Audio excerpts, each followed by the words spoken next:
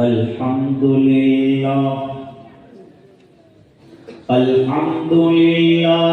وكفى وسلام على عباده الذين اصطفى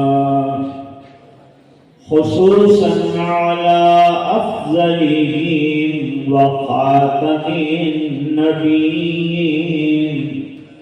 محمد الأمين وعلى آله وصحبه أجمعين. أما بعد، عن النبي صلى الله عليه وسلم أنه قال: إنما بعثت معلما. وقال النبي صلى الله عليه وسلم: إنما بعثت لأتمم مكارم الأخلاق، أو كما قال عليه الصلاة والسلام. اللهم صل على سيدنا محمد وعلى آل سيدنا محمد وبارك وسلم.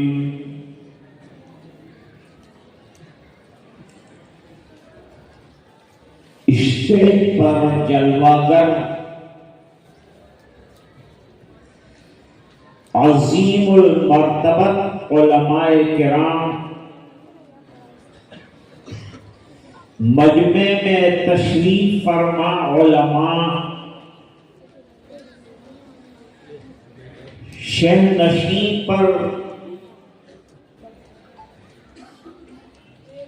تشریف رکھنے والے مدرسے کے ہمدردان اور خیر خواہان، بزرگوں، طلباء عزیز اور دینی بھائیوں،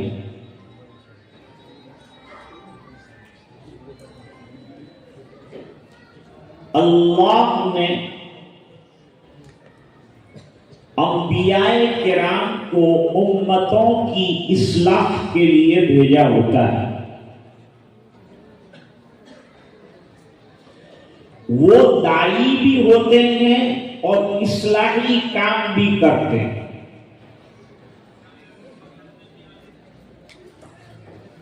ابن ماجہ شریف میں ایک حدیث شریف ہے،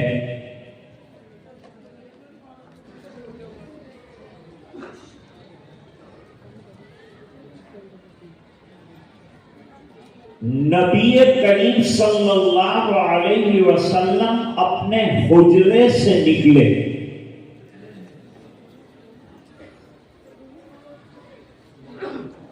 مسجد نبوی میں تشریف لائے. یاد رہے کہ مسجد نبوی شریف نماز پڑھ کے بند نہیں ہو جاتی،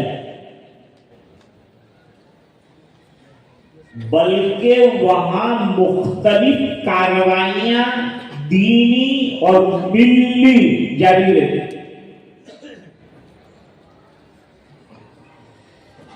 فیصلے مسجد ہی میں ہوتے تھے،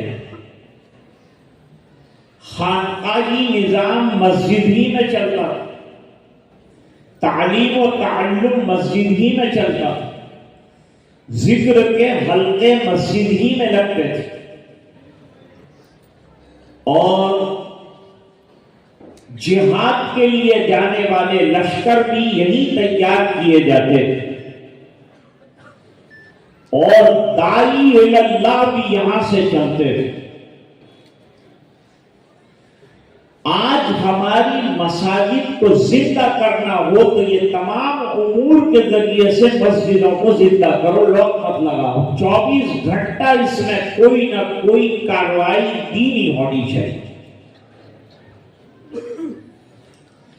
مسجدوں کو زندہ رکھو اور مسجدوں کو آباد رکھو۔ پھر جناب رسول اللہ صلی اللہ علیہ وسلم چونکہ مسلم ہے، قوم بھی ہیں، اس لیے مسجد میں جو حلقے لگ رہے ہوتے ہیں ان کے جائزے بھی لیتے ہیں۔ ابن ماجہ شریف پہلے صفحے پر ایک حدیث لکھی ہے کہ آپ صلی اللہ علیہ وسلم صحابہ کرام کے ایک حلقے پر تشریف لے گئے۔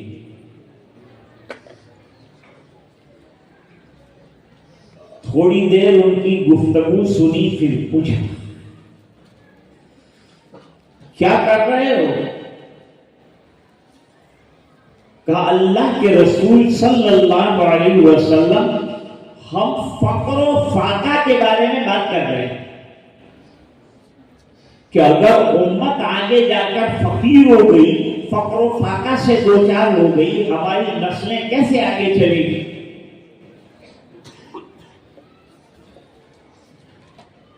اب آپ صلی اللہ علیہ وسلم نے اصلاح فرمائی۔ سرکار اعتدال سکھاتے ہیں، اصلاح فرماتے ہیں، اخلاق کو درست فرماتے ہیں، یہی تو علم ہے۔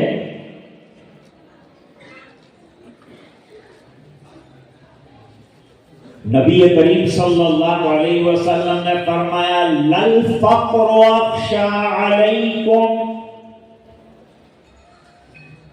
تم کو فقر کی پڑی ہے کہ بھوک سے مر جاؤ گے، مجھے تمہارے بھوک سے مر جانے کی فکر نہیں۔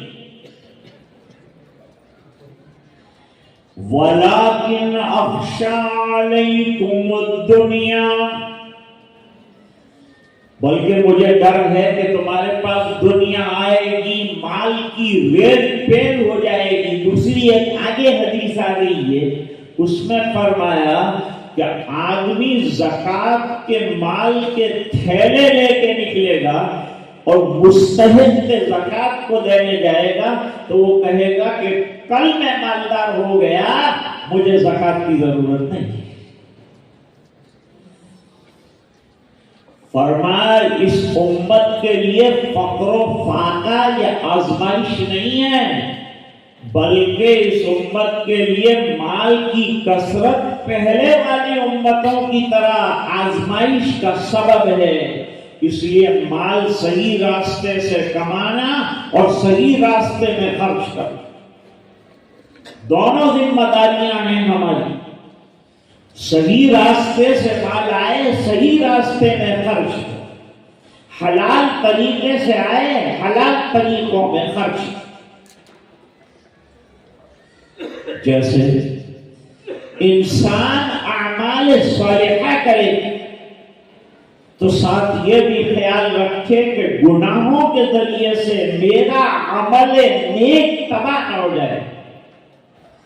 فرمایا حافظوا علی الصلوات والصلاة الوسطى وقوموا للہ قانتین۔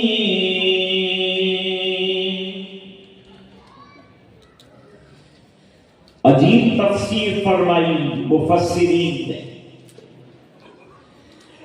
نمازوں کی حفاظت کرو،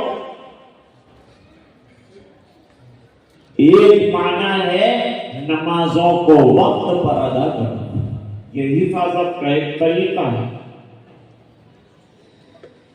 دوسرا طریقہ ہے نماز میں سنن اور آداب کا خیال رکھو۔ نمبر 3 پابندی سے نماز ادا کرو، اور چوتھا حفاظت کا معنی ذکر فرمایا کہ نماز اتنی محنت سے پڑھی ہے، گناہوں کے ذریعے سے نماز کے ثواب کو ضائع مت کرو، بلکہ نماز کے ثواب کو بچا کے رکھو تاکہ کل آخرت میں یہ ثواب آپ کے کام آئے۔ تو حافظو کا چوتھا معنی میں نے آپ کے سامنے رکھا۔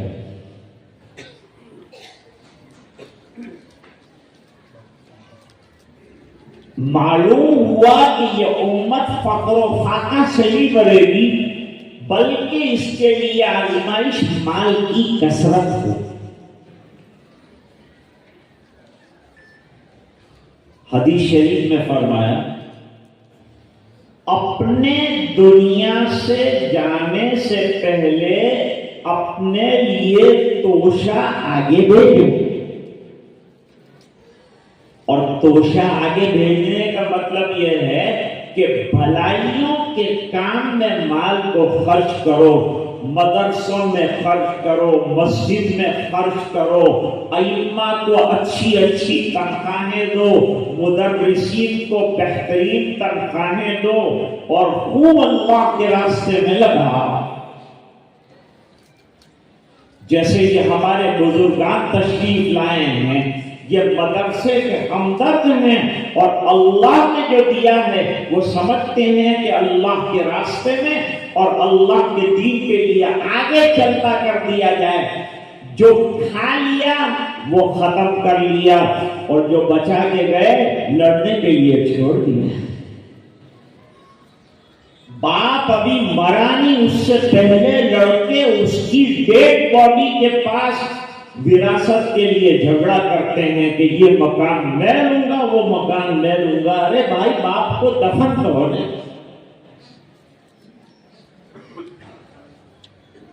تو دیکھیے سرکار نے حلقے میں پہنچ کر ان کے فکر کے زاویے کو بدلا کہ تم صحیح نہج پر فکر نہیں کر رہے ہو، مت گھبراؤ، فقر تمہیں کچھ نہیں کرے گا اور اللہ تمہیں بہت عطا کرے۔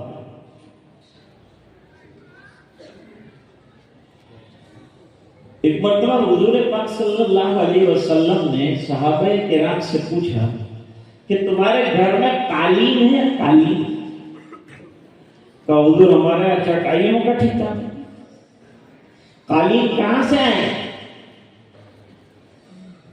آپ صلی اللہ علیہ وسلم نے پیشین گوئی فرمائی، انہا ستکون، ان قریب آئے گی۔ حضرت عمر کے زمانے میں بڑے بڑے کسریٰ اور قیصر کے قالین آئے اور ان کے گھروں کے اندر بچھائے گئے۔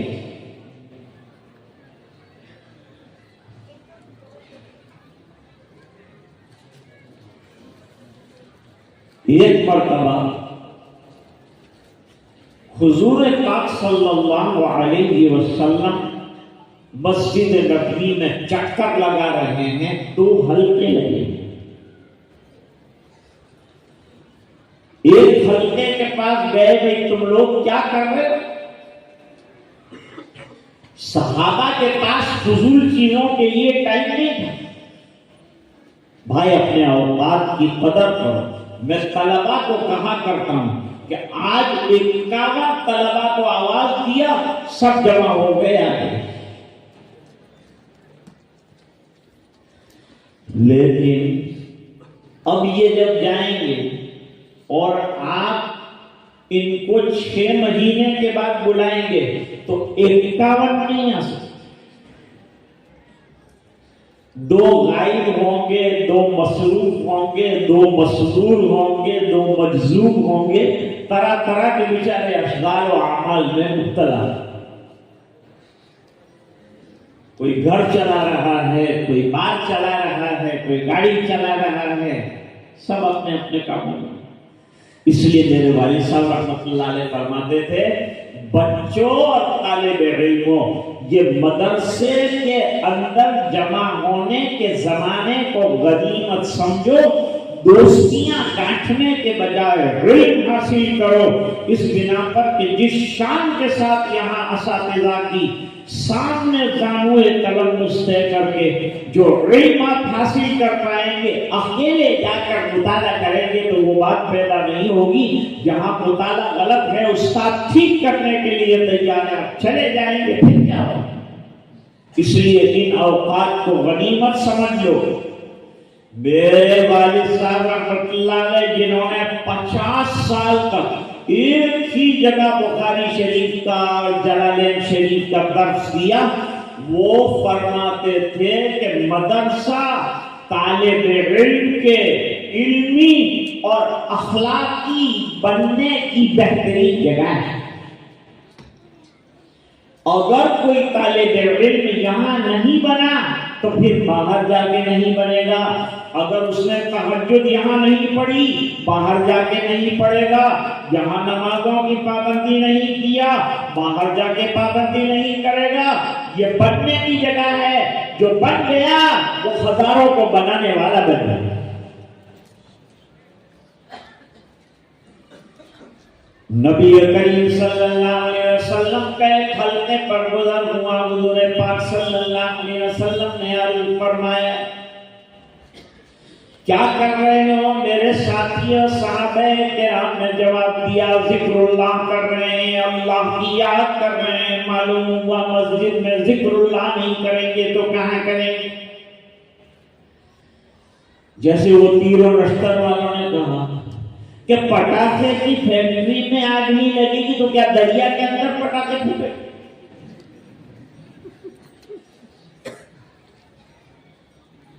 ذکر اللہ کرتے ہیں بہترین عمل ہے. اور ذکر پر اللہ قرآن کیا ہے؟ وَاذْكُرُونِي أَذْكُرْكُمْ وَاشْكُرُوا لِي وَلَا تَكْفُرُونَ. تم مجھے یاد کرتے رہو میں تو تمہیں یاد کرتا ہی ہوں. تم بھول جاتے ہو میں نہیں بھولتا. اگر میں تمہیں ایک لمحے کے لیے بھول جاؤں سانس بھی نہیں لے پاؤ گے، مر جاؤ گے، تڑپ تڑپ کے ختم ہو جاؤ گے. اللہ ہر وقت رحم کی نظر فرماتے ہیں تو ہم سانس لیتے ہیں، ہم جیتے ہیں، ہم نعمتیں استعمال کرتے ہیں. جب نعمتیں اس کی کھا رہے ہیں تو تعریف بھی اسی کی کرنی چاہیے. یا ایھا الذین آمنوا اذکروا اللہ ذکرا کثیرا وسبحوہ بکرۃ وأصیلا. رات دن اللہ کا ذکر کرو، اللہ کو یاد کرو. حضور پاک صلی اللہ علیہ وسلم نے ذاکرین کے حلقوں سے فرمایا بہترین کام کر رہے ہو. جیسے دعوت کے کام میں ذکر کے حلقے لگتے ہیں، تعلیم کے حلقے لگتے ہیں مسجدوں کے اندر. ان کی تعریف کرنے کے بعد ایک دوسرا حلقہ بھی لگا ہوا. ان کے پاس تشریف لے گئے. بھئی آپ لوگ کیا کر رہے ہو؟ کہ ہم لوگ تعلیم و تعلم کا کام کر رہے ہیں، علم سیکھ رہے ہیں. تم تو میرے والا کام کر رہے ہو. کیا فرمایا؟ تم میرے والا کام کر رہے ہو، تم علم حاصل کر رہے ہو. مجھے بھی اللہ تعالیٰ نے معلم بنا کر بھیجا ہے. تو حضور تعلیم والے حلقے میں بیٹھ گئے اور ارشاد فرمایا انما بعثت معلما. مجھے اللہ تعالیٰ نے معلم بنا کر بھیجا ہے، سکھانے والا بنا کر بھیجا ہے. اب سوال پیدا ہوتا ہے کہ کیا سکھانے کے لیے سرکار کو دنیا میں بھیجا گیا؟ انبیاء کرام کو کیوں بھیجا گیا؟ جواب میں خود نبی کریم صلی اللہ علیہ وسلم نے فرمایا انما بعثت لأتمم مکارم الاخلاق. مجھے مکارم اخلاق کی تعلیم دے کر حیوانوں کو انسان بنانے کے لیے بھیجا گیا. ہمارے مدرسوں میں اخلاق کی تعلیم ہوتی ہے، تربیت کی جاتی ہے. تعلیم سے زیادہ ہمارے یہاں تربیت پر زور دیا جاتا ہے. بڑوں کا احترام کرنا، چھوٹوں کے ساتھ محبت کرنا، علماء کی قدر کرنا، ہر چیز اور نعمت کی قدر کرنا، یہ سب اخلاق ہیں. اب اخلاق سرکار کے کیسے تھے؟ وَإِنَّكَ لَعَلَىٰ خُلُقٍ عَظِيمٍ.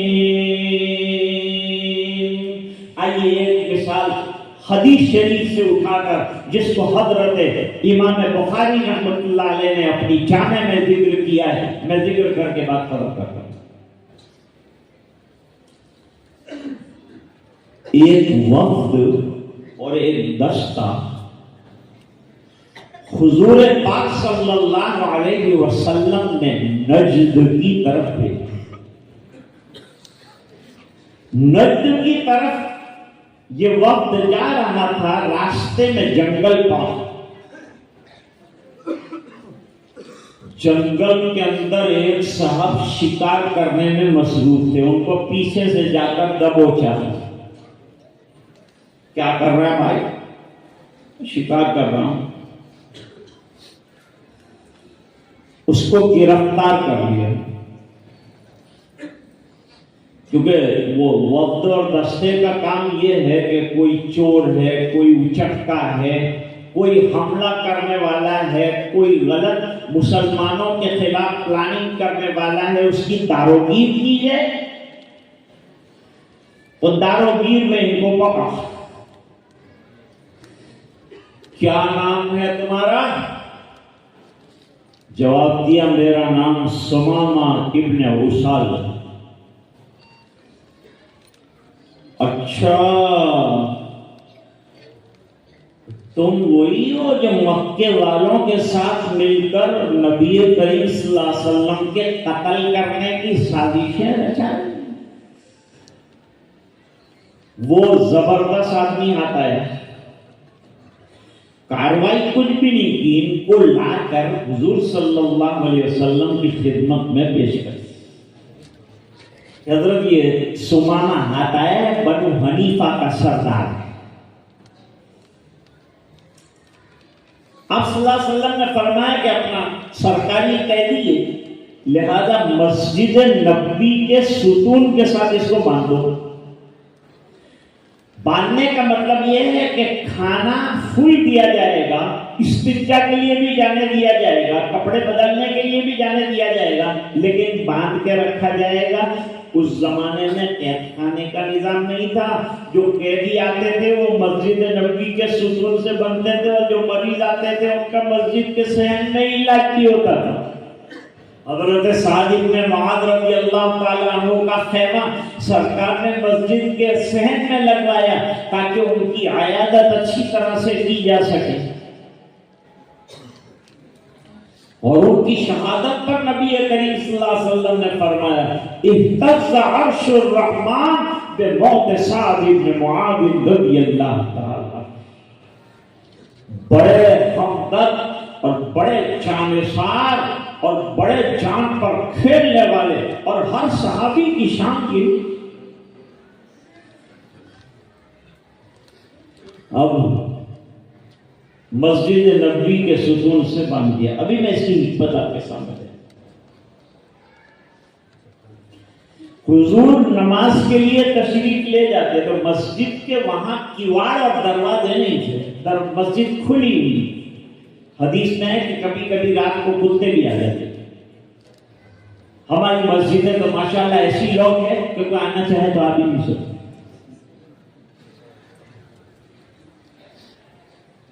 تو فرماتے ہیں کہ حضور ان کے پاس 2 منٹ کھڑے رہتے تھے. کیف الحال یا سمامہ کیسے ہو؟ اچھا کیا کیا جائے تمہارے ساتھ بتاؤ.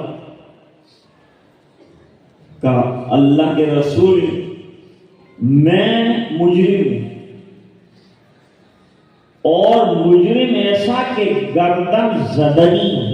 میں آپ کے خلاف سازشیں کر چکا، آپ کو شہید کرنے کے اندر میں نے حصہ لیا، بہت میں نے سازشیں اسلام کو مٹانے کی رچائی، لیکن اسلام مٹنے کے لیے نہیں آیا ہے دوستو. اسلام تو ہمیشہ کے لیے آیا ہے اور قیامت تک رہے گا. میں رہے، آپ رہے، نہ رہے، دین رہے. یہ دین مصطفیٰ نے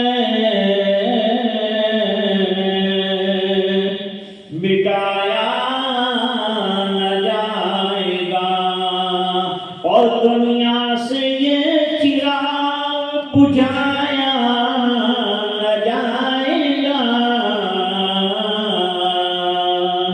خود زیر ہوتی جائیں گی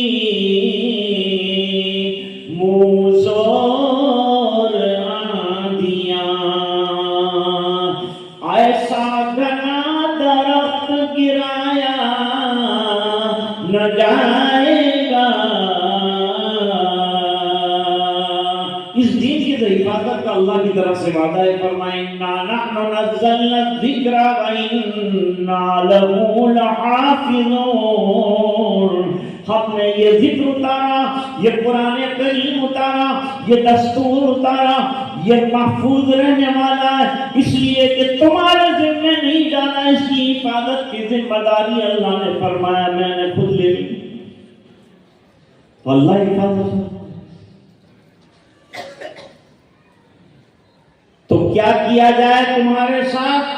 کہا حضرت میرے پاس بکریوں کے ڈھیر ہیں، جتنا مانگو حاضر کر دو۔ بزرگ مسکرائے، مال مال میرا مقصد نہیں ہے، اور بتاؤ۔ فرمایا معاف کر دیں تو آپ کا احسان ہوگا، قتل کر دیں تو آپ کا حق ہے۔ میں نے وہ کارنامے انجام دیے کہ میں گردن زدنی اور قابل قتل، وہ خود کہتا ہے ان قتل کنی قتل تزادنی۔ آگے بڑھ جاتے آپ صلی اللہ علیہ وسلم نماز پڑھا، ایک دن گزر گیا، 2 دن گزر گیا، مولانا ابوالکلام آزاد نے لکھا کہ سرکار نے ستون سے اس لیے بندوایا کہ صحابہ کے اخلاق دیکھے جو اس نے دیکھے نہیں تھے، اور قرآن کا اعجاز سنا نہیں تھا، وہ نمازوں میں دیکھ کر سنے سرکار کے قرآن کریم کو۔ تو ظاہری بات ہے کہ یہ ایک دعوت اس کو ہو جائے گی، پھر دیکھیں کیا ہوتا ہے۔ 3 دن کے بعد حضور پاک صلی اللہ علیہ وسلم نے فرمایا اس کو معاف کر دیا ہے۔ اور لوگوں نے کہا یہ تو بہت بڑا قاتل ہے آپ کا، اس کو کیسے معاف کیا جائے، اس کو کیسے درگزر کیا جائے، اس کو تو قتل کر دیا جائے۔ حضور نے فرمایا اسی وقت چھوڑو، اسے چھوڑ دو، میں نے معاف کر دیا۔ یہ اخلاق ہے۔ جو عاصی کو کملی میں اپنی چھپا لے، جو دشمن کو بھی زخم کھا کر دعا دے، اسے اور کیا نام دے گا زمانہ، وہ رحمت نہیں ہے تو پھر اور کیا ہے۔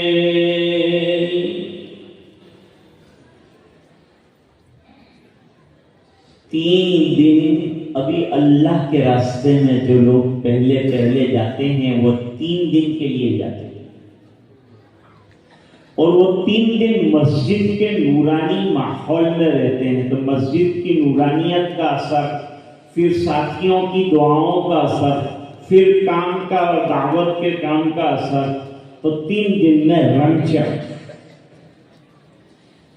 تو کم سے کم 3 دن اللہ کے راستے میں جانا یہ حدیث سے معلوم ہوتا ہے۔ 3 دن کے بعد حضور پاک صلی اللہ علیہ وسلم نے چھوڑا، ان پر قرآن کریم کا اثر، صحابہ کرام کی بااخلاق زندگی دیکھی اس کا اثر، اور نماز، اللہ اکبر، نماز جیسی زبردست عبادت، اس کا بھی ایک امپیکٹ رہا، اس کا بھی ایک اثر رہا۔ حضور نے فرمایا جاؤ چھوڑ دیں۔ وہ گئے باغیچے میں جا کے غسل کیا، نئے کپڑے پہنے، سردار آدمی تھا، اور پھر دوسری نماز میں حضور پاک صلی اللہ علیہ وسلم کی خدمت میں حاضر ہوئے۔ ارے بھائی ہم نے تم کو چھوڑ دیا، واپس کیوں آئے؟ کہ حضور جسم جو ہے میرا آزاد کر دیا آپ نے، لیکن میرے دل کو اپنا اخلاق کی وجہ سے گرویدہ غلام بنا دیا۔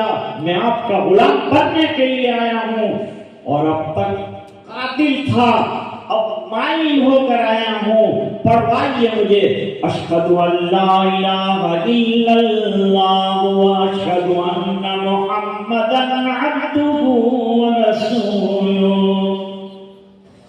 کیوں آئے ہیں آپ صلی اللہ علیہ وسلم؟ تعلیم دینے کے لیے۔ سوال ہوگا کیا تعلیم دیں گے؟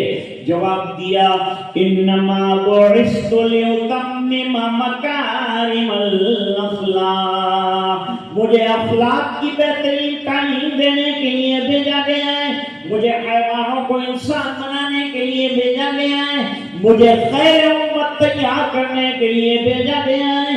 اور ابن کثیر نے لکھا کہ سرکار کے قدموں کی برکت ہے کہ اس امت کو خیر امت کا لقب مل گیا، اور اس کے قرآن کی تعلیم دینے والوں کے لیے خیریت کا اعلان فرمایا۔ فرمایا خیرکم من تعلم القرآن وعلمہ، اور ادھر فرمایا قرآن کریم میں کنتم خیر امت اخرجت للناس تأمرون بالمعروف وتنهون عن المنکر وتؤمنون باللہ۔ آج 51 طلباء جو یہاں سے فارغ ہو کر جا رہے ہیں، یاد رکھنا کہ درس نظامی ختم کر کے آپ جا رہے ہیں، یہ ایک مرحلہ ہے، منزل نہیں۔ ان کی کوئی منزل نہیں ہوتی، بس یہ تو رات اور دن لگے رہو۔ این دری رامی تراشو می خراش تا دم آخر دم فارغ مباش۔ علم کی محنت میں، اس کی جستجو میں، طلب میں لگے رہو۔ صحابہ ایک حدیث صحیح طور پر حاصل کرنے کے لیے ایک مہینے کا سفر کرتے تھے۔ یہاں اساتذہ آپ کے اوپر برس رہے ہیں، آپ کو پڑھایا ہے، ضائع مت کرنا، ادارے کو مت بھولنا، اساتذہ کو مت بھولنا، اور جو سبق یہاں سے پڑھ کر جا رہے ہو بھلا مت دینا۔ حفاظ کو چاہیے کہ قرآن کو سینے سے لگائیں، حفظ جان کریں، اپنے اساتذہ کے لیے، والدین کے لیے دعا کریں، اور یہ جتنے خیر خواہان تشریف لائے ہیں ان کے لیے دعا کریں۔ ہمارے یہ علماء مہمانان کرام آئے ہیں، ان کو دیکھیں، دعا کریں کہ اللہ ہمیں بھی ان جیسا بنائے، اللہ تعالی ہمیں بھی دین کے کاموں کے لیے قبول فرمائے۔ جانا ہے، علم حاصل کرنا ہے، آگے بڑھنا ہے، ترقی کرنا ہے، اپنے والدین کو خوش کرنا ہے، اللہ کی رضا کے لیے آپ نے علم حاصل کیا ہے، اللہ تعالیٰ اس سے راضی اور خوش ہو جائے۔ انہی گزارش ہے۔ سبحان اللہ و بحمدہ سبحان اللہ العظیم۔ اللہم صلی علی سیدنا محمد وبارک وسلم۔ ربنا آتنا فی الدنیا حسنہ وفي الآخرة حسنة وقنا عذاب النار وادخلنا الجنة مع الأبرار يا عزيز يا غفار۔ اللهم إنا نسألك الهدى والتقى والعفاف والغنى، اللهم إنا نسألك العفو والعافية والمعافاة الدائمة في الدين والدنيا والآخرة۔ توفنا مسلمين والحقنا بالصالحين غير خزايا ولا ندامة ولا مفتونين۔ اللهم إنا نسألك علما نافعا وعملا متقبلا ورزقا واسعا وشفاء من كل داء۔ اللهم نور قلوبنا بنور القرآن وزين أخلاقنا بنور القرآن وادخلنا الجنة بالقرآن ونجنا من النار بالقرآن۔ اللهم اجعل القرآن ربيع قلوبنا نور صدورنا ذهاب همومنا وغمومنا۔ اللهم أعنا على تلاوة القرآن وذكرك وشكرك وحسن عبادتك۔ اللهم إنا نستعينك ونستغفرك ونؤمن بك ونتوكل عليك يا الله يا رحمن يا حنان يا منان۔ اے اللہ ہمارے گناہوں کو معاف فرما، کوتاہیوں سے درگزر فرما، اپنا فضل اور کرم شامل حال فرما۔